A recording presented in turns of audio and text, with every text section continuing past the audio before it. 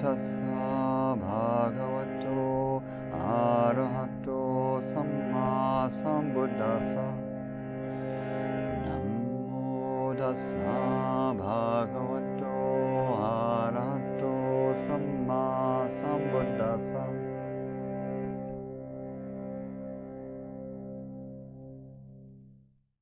All right. So, yeah, we've been looking at some of the instructions for meditative concentration, meditative immersion, or samadhi, recently, and it brings us back to a topic that really I talk about a lot and weave in a lot, but I can't seem to talk about it enough because I think it's just so helpful. It's been so helpful for me in my practice, and it's so helpful for, I think, many of us in traditions and cultures where we can so easily feel like the disciplines of spiritual practice, like meditation or learning chanting or, staying mindful through the various activities of our day, that these disciplines can become both something to do. I remember when my to-do list included, an hour of asana and a half an hour of pranayama and an hour of sitting and watching the breath and, and studying Pali and, reading texts and then I wanted to go to like dance class and I was like, it takes me 5 hours to get through my morning practice. And I have a mentee who has the good fortune to live this way largely, and, blessings to them. But, so it was wonderful to be that kind of bohemian for a while where I could do that. But it also, it also felt like a chore, right? And so many of those things can end up feeling like a chore. And even meditation, which in the Buddha's discourses is never described as a difficult discipline. It's not meant to be a chore, and it's not even meant to be like something that takes a lot of training. Although maybe I want to hedge that one a little bit. It does take a lot of training, but the training is not meant to be arduous and painful. It takes a lot of training in the way that dancing or playing music takes a lot of training.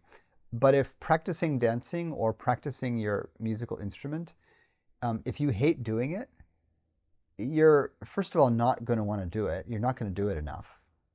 Nobody can will themselves to practice if practice isn't pleasant for very long. But also, you won't get any good because there's a little bit of the practice is technical, and all the rest is soul.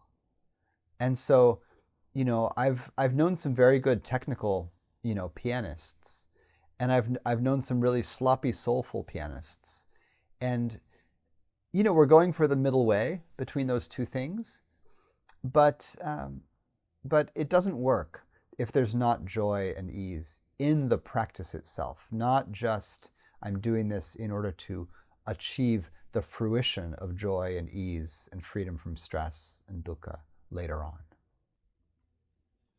So in the Buddha's meditative instructions, as many of you know well, there's a few different kinds of instructions. There's the kinds of instructions contained in the Satipatthana Sutta, the Foundations or Establishment of Mindfulness discourse, where one is directed to investigate specific aspects of experience in a very intentional way, to be aware when one is moving the body through ordinary tasks. This is the instruction that we usually abstract into be mindful through the various activities of your day. But it's ordinary things, getting dressed, carrying your stuff around, eating and drinking, using the toilet, moving around. There's instructions to reflect on the body in a few particular ways, to remember that the body is made up of parts, like head hair and body hair and nails and teeth and skin and organs and fluids and all the things. And to think of the body like that, right? To deconstruct the body a little bit. There's instructions on thinking of the body as composed of the elements, thinking of the body as mortal and inevitably decaying back into dust. There's instructions to reflect on pleasant and unpleasant experience in the second foundation, to reflect on mind states in the third foundation, and on qualities of Dharma instruction in the fourth foundation. But nowhere in this does it say that doing this should be necessarily painful or difficult, or particularly should take a kind of effortful will, that I have to really strain to do this. All of these things to notice are things to just turn your attention toward.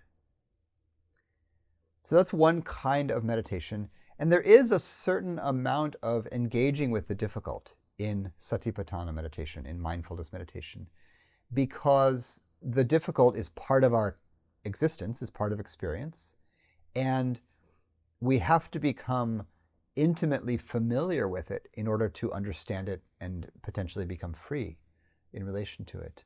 So being with difficulty is part of the practice. But again, there's nothing in it that says that being with difficulty somehow needs to be, or even naturally is, difficult. There's a strange attitude that meditators can develop, and some of you may have developed this attitude, where the various mind states are just interesting. And this happens as soon as you get a little bit of grounding and, foundational awareness, where you're not completely identified with your mind states. And then you can be like, oh look, I'm kind of hangry. I haven't eaten in a while, my blood sugar's low. It's like, oh look, I'm grumpy and hungry at the same time. That's interesting. And it's like, don't take it out on your family, your spouse, your kid, whatever, your coworkers.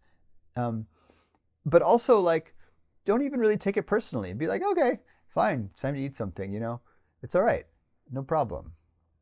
And then maybe you notice, like, oh, I have a lot of desire. Like, oh, I really want something. I want things to be a certain way, or I want this job, or I want this friendship, or I want to, I want a nicer jacket. I don't know, whatever you want. I want the war to end. Try that. Like, you say, oh, there's some desire. I want something. So, oh, here's wanting. Wow. Wanting is really, it's a big feeling. It's a big feeling. Wanting. Interesting. It's just interesting. And again, the main discipline is like, well, you don't have to act on it. You could if you want to, right? You're hangry, go get something to eat. And then you notice that when you feed the beast, the hangry goes down. You're like, oh, look, I feel human again. I feel sane again. Amazing how that works, cause and effect.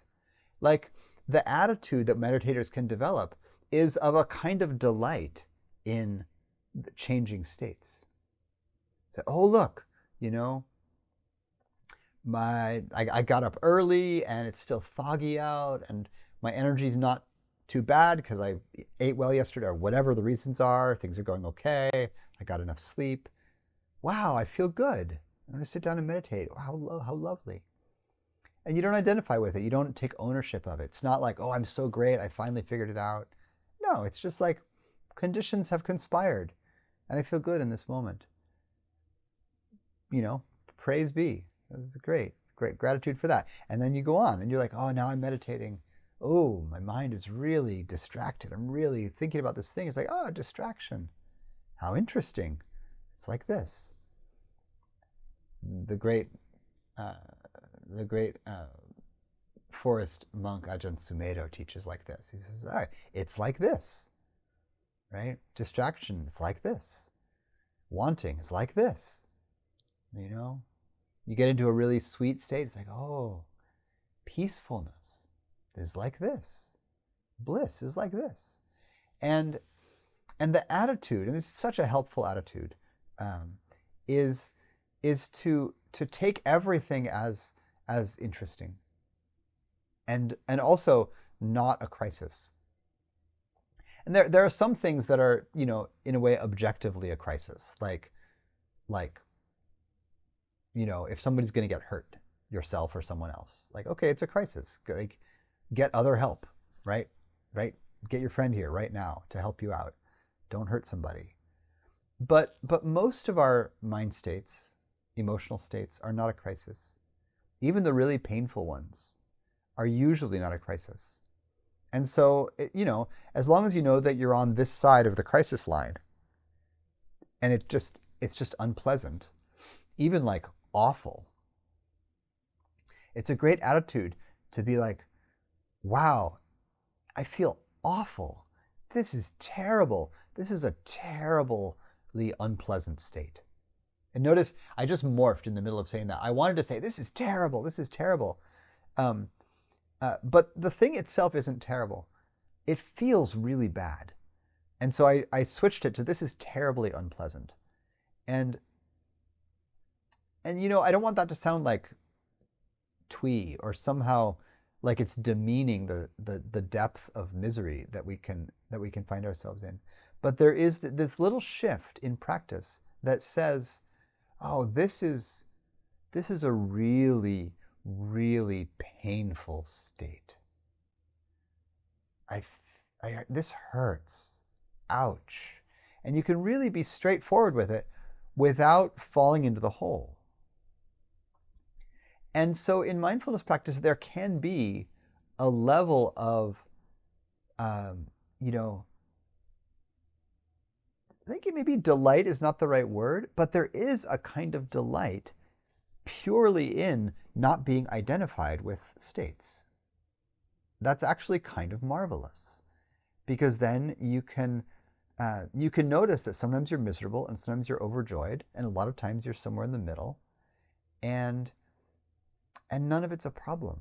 None of it also is like a glorious success. It's not like, you got enough sleep and food and praise and free time and, whatever, that like suddenly you feel marvelous. It's not like you've suddenly succeeded at life. You did it. Everything fell into place. Right? The attitude is like, well, look at that. Right? Like ease is like this. Things feeling smooth is like this. This is like this. So mindfulness includes contact with all this difficult stuff, but there's still the possibility of it having as its baseline a kind of bright interest. I reposted on Facebook this week a little story that floated through, and a bunch of folks reposted it, about the Catholic mystical writer Teilhard de Chardin, and his walks that he would do in Central Park with this young girl named Jean Houston wrote this story. And she had no idea that this old man that she was going on these kind of walks with in Central Park was, one of the most renowned mystical spiritual writers of the 20th century. This was in the 50s or so that this happened, 50s or 60s. But one of the ways that she describes this person, scholar, mystic, Teilhard de Chardin, was that he was delighted by everything. That any little thing would bring him delight.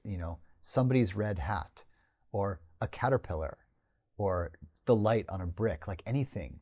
He would just say, like, Jean, look at this, isn't that amazing, beautiful? He would just go into these rapturous flights of delight in relation to anything.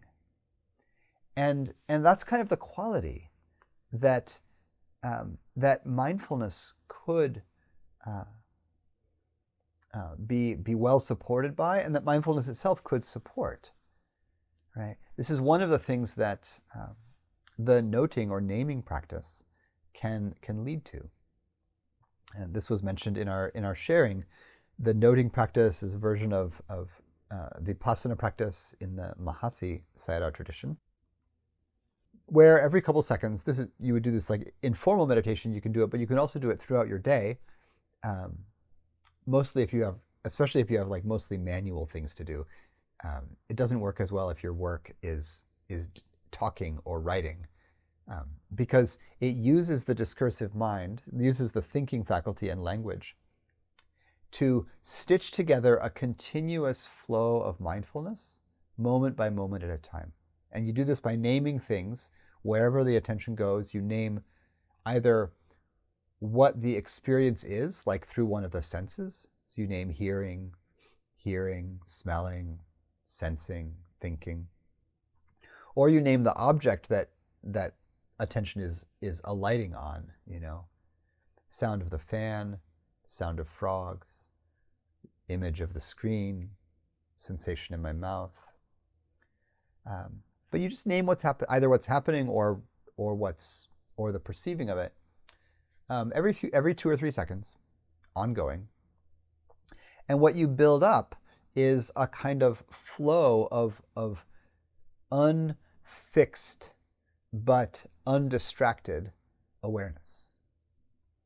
And when you're doing practice like that, one of the things that can come out is the sense that anything you notice is kind of value neutral to everything else. So you might be like sound of the frogs, sensation of a headache. And it's like, to me, the headache is unpleasant and the sound of the frogs is pleasant. But to the noting practice and to awareness, they're not actually, there's no better or worse thing to be aware of, because the pleasant and unpleasant is also just things to be aware of. You can do an entire noting practice where you're just noting pleasant, unpleasant. So maybe my attention is going to the frogs, sound, and to my headache, sensation. I could say hearing, sensing. Or I could name the object, frogs,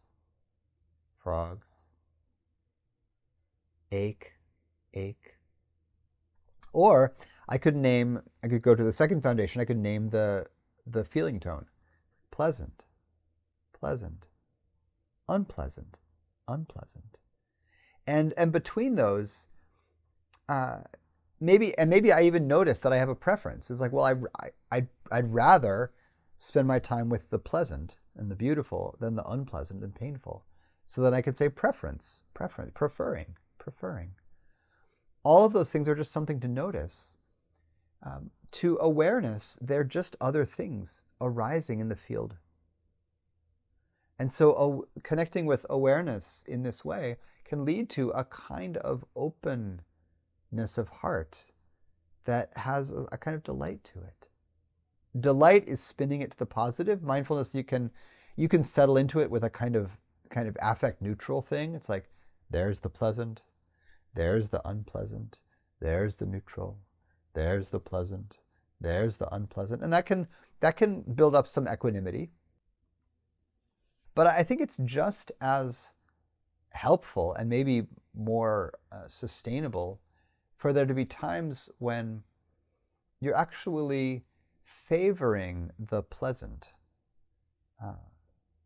not grasping, right? Not leaning into preference, but recognizing that there's a kind of, that there are pleasurable things that attention can go to all the time, but also that awareness itself, when it's unfixated and ungrasped by the ego, is itself pleasurable. And this is partly just because it's not that awareness itself is blissful or stimulating in a certain way. It's that it's not suffering. It's not in pain. Awareness, the quality of our awareness, or even our attention itself as a mental quality, is not in pain. Right? If there's awareness of pain, there's two things happening, at least. One is the sensation, and it's painful. And the other is the attention or the awareness faculty. I'm combining attention and awareness kind of broadly here. There's consciousness, is another word for it. the fifth khandha, vijnana. There's awareness of pain. And this is in a way the first insight in what's called the string of, or the progress of insight. This is the first of 16 vipassana steps, which is recognizing that the awareness of something, or the name we give it, and the sensation or the thing itself, put that in quotes, bows to Heidegger, the brilliant Nazi philosopher, but the thing itself was one of his things, and Kant, the thing itself, the Ding an sich. Is there a thing in itself? There isn't. There isn't, right? There's phenomena arising in consciousness. There's always consciousness along with phenomena, interpreting, receiving phenomena. And so it's an insight to recognize that there's the experience and there's the knowing of it. And when you do this, the heart can unhook from grasping onto or overly identifying with the thing that it's attending to.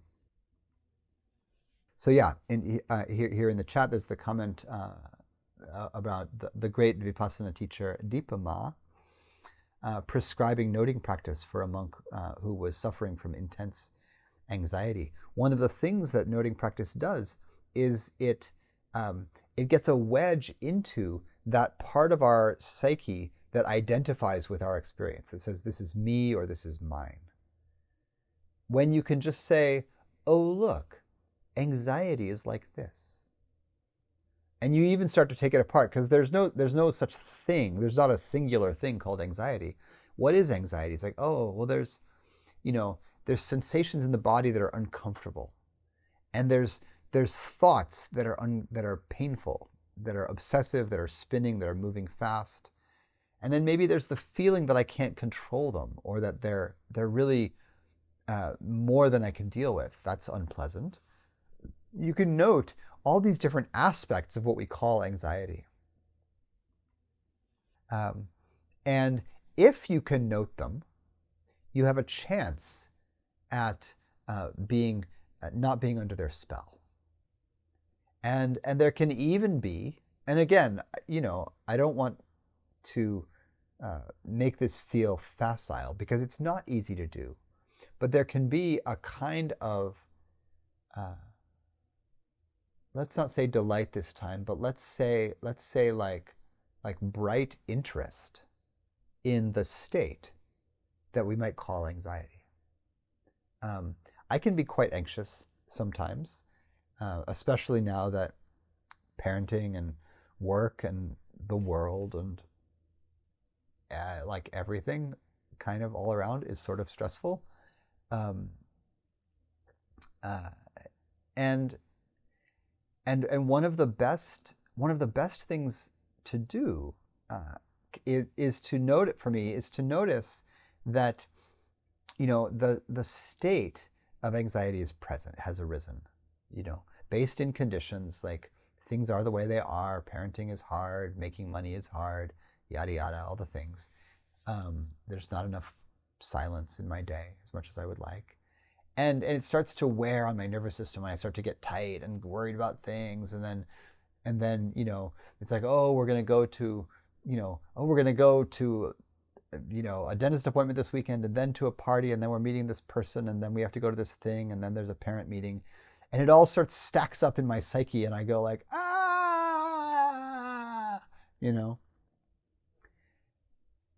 What really helps there is to have a moment, to practice and to be like, anxious.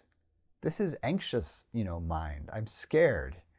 And I do a lot of this in a kind of talking to myself sort of way. It really helps me to verbalize it. So I'll say, not out loud to my partner or my kid or anybody, but I'm going to tell you now what I do. I'll just talk myself through it. And I'll say,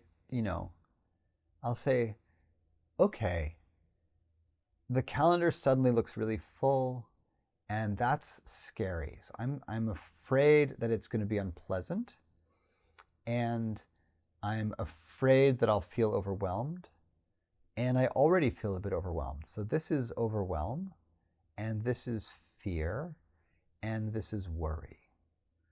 And overwhelm and fear and worry feel like this. That's what this is.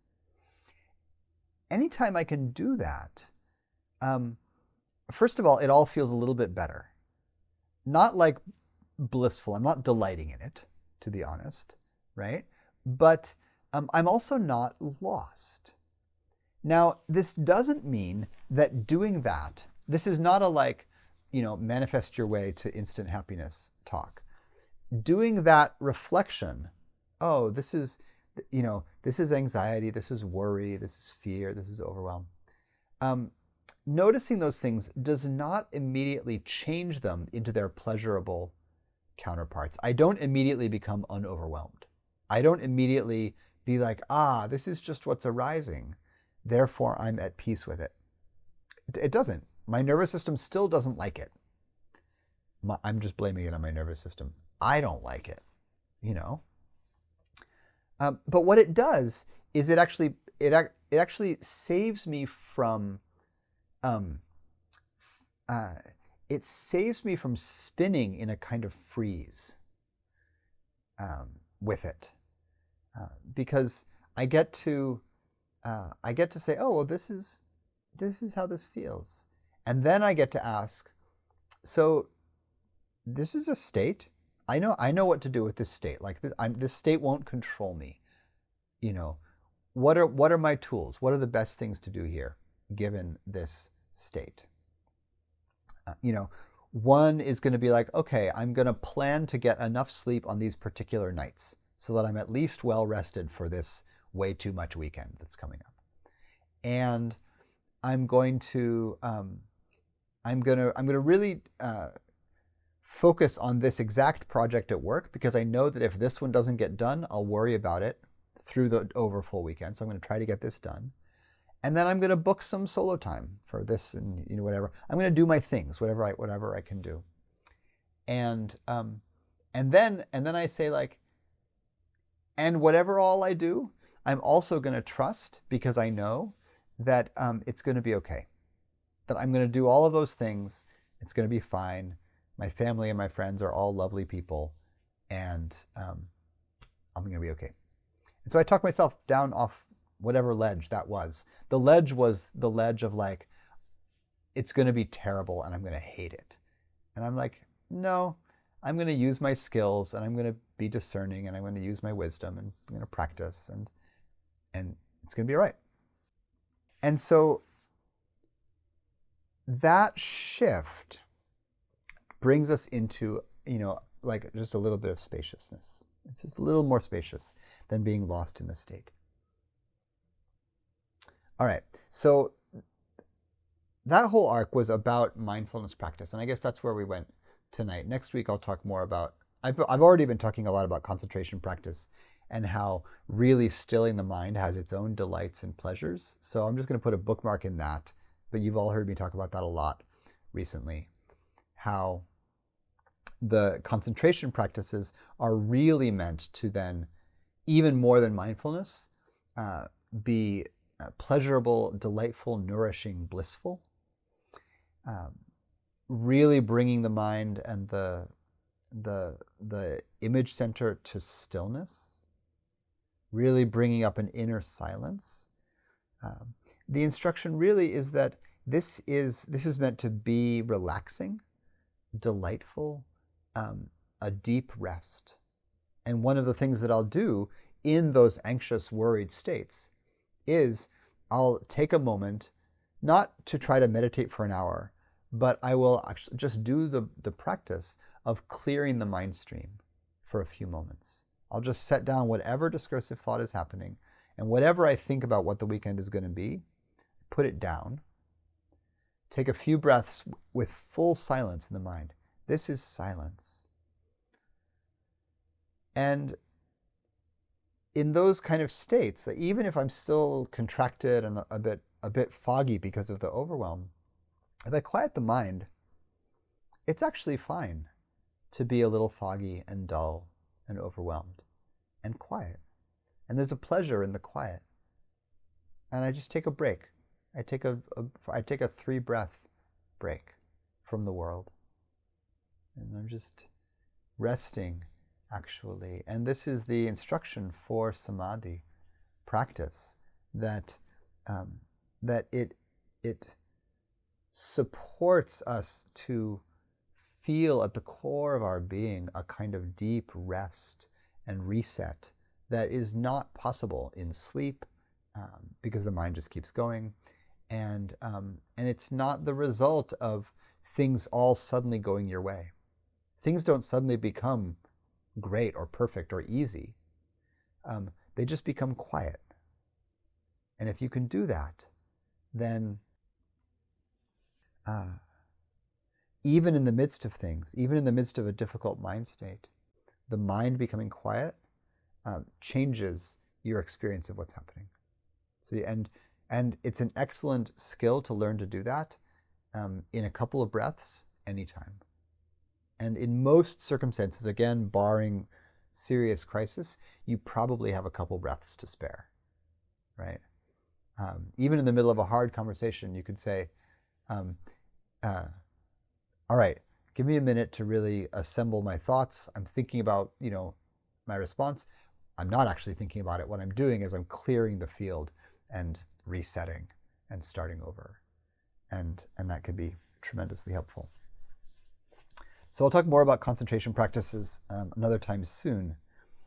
But I'll say a little bit here before we end about the relationship between this like delight in states and the ease that can come as we soften our identification with states, and the practice of loving kindness or metta. As most of you know well through practice, the instructions in loving kindness are to begin by connecting with the states of friendship, friendliness, love, appreciation, delight in another, in whatever way is easiest. And so to find the love for oneself, for one's close friends, and for one's teachers and benefactors, and eventually for neutral people, difficult people, and really heading toward the feeling of being able to send the wish for well-being, and really to send the energy of friendliness to any kind of being that exists. And the initial steps of loving ourselves and loving those around us are really meant to be stepping stones toward this kind of universal benevolence. And so I want to encourage us not to get too lost, particularly in the loving ourself step. Self-love and self-compassion are tremendously important. They have to be there. But they don't mean that we have to solve all of our neuroses. So coming to love myself doesn't mean that I have to figure out how to resolve, all of those threads in my psyche where I'm not at ease about myself. Like that's deep psychological work that takes a lot of time, and maybe it doesn't fully resolve until, some of the deeper layers of liberation and not self arise.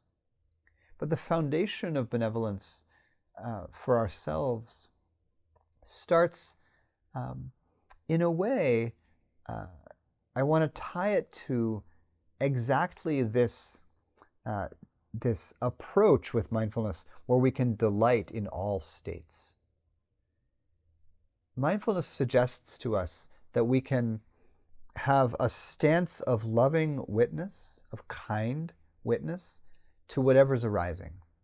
So here's a bit of hatred, here's a bit of fear, here's some joy, here's some lust, here's some confusion, here's some contentment, here's some anxiety, here's some more delight, that we have an attitude of like, and this, toward the whole flow of experience. We do this,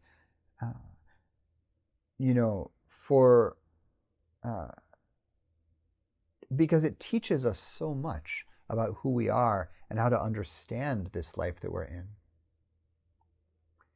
And it can support then, I think with this kind of delight as a basic practice, it can support radiating or shining the light of loving kindness on ourselves in a relatively impartial way.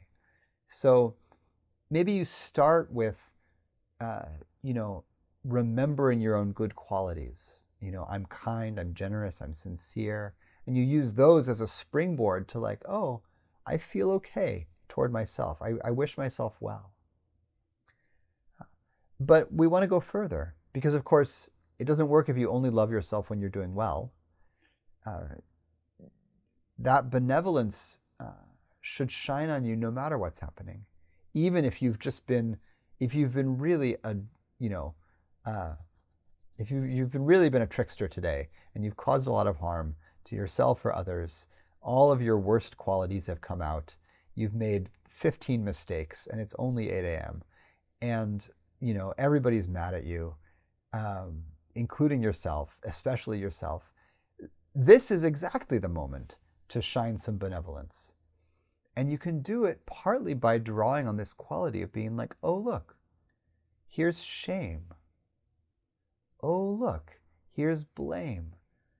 Oh, this is what self-judgment feels like. Like, oh, look, somebody's really mad at me and it's me. Look at that, right? Wow, that hurts. You can say, oh, shame, I did it wrong. I feel ashamed. This is shame. Boy, that's painful, right? Some moment when you've done something, you've been seen doing the thing and it's embarrassing. You say, oh, ouch, that's embarrassing. I don't like that at all, And to be able to do that supports then, I think, the ability to say, and I love you. Oh, you're all right, Oops, that sucked. Okay, I love you, What's next? Time to apologize, time to repair. Okay. Ouch, I love you. Just, and so the weave is really between the quality of love that comes out as friendliness, benevolence, metta. And, it takes a bit of equanimity, right? Which is what this mindfulness practice develops. At any state, it's like, oh, anxiety, right? That's equanimity developing. You use equanimity to support metta. Because when there's something that's hard to love, it needs a little bit of equanimity, and then it just needs love. Say, oh, there's the part of myself I'm ashamed of. All right, I love you, ashamed one, and I love you, inner demon who causes so much trouble and makes me do things that get me in trouble. Like, okay, don't do that, but I love you, And so there's always then this weave between, the purification of like, I'm going to try harder, I'm going to try to keep the precepts, and and the acceptance that vipassana or the mindfulness gives of like, oh, look, I was so overtaken by fear that I said something unskillful, oops, ouch, okay. So does that make sense? This weave between this attitude of like delight in any state, and then witness, observation, and then how that can just become like, okay, well then loving myself no matter what, right? The great, the great phrase at the heart of the therapeutic practice, unconditional positive regard, right? What the therapist can hopefully bring for their client, what the parent wants to bring to their child, what we as practitioners of metta want to give to ourselves and each other and everybody. That's a tall order. Unconditional positive regard. Right? Doesn't mean unconditional acceptance of everything someone does. There's totally things my kid does that I don't want him to do, but I regard him positively. Absolutely don't do that again. I love you. Absolutely don't do that again. You did it again. I still love you, but don't do that again. There's going to be consequences, kid that I love. And it just keeps going. All the parents are like, yeah, I know, every day. That's what it's like. And so just do that with yourself. You needed a little reparenting anyway. But the metta practice says do it with yourself, do it with others, do it with difficult people, do it with everybody. And so, say, oh, look, those people out there in the world, they've started another war. This is awful, awful, awful, terrible, terrible business. What fear and hatred and delusion and greed and confusion are present here. And mindfulness says, oh, look, this is greed, hatred, and delusion in full flower, and metta turns into compassion and says, ouch, oh, that's really painful, May those people be well, including, maybe especially the ones that are causing the pain, because if they were well, they would stop doing it.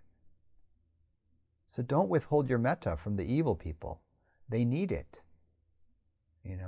They need to wake up and change how they are being in the world.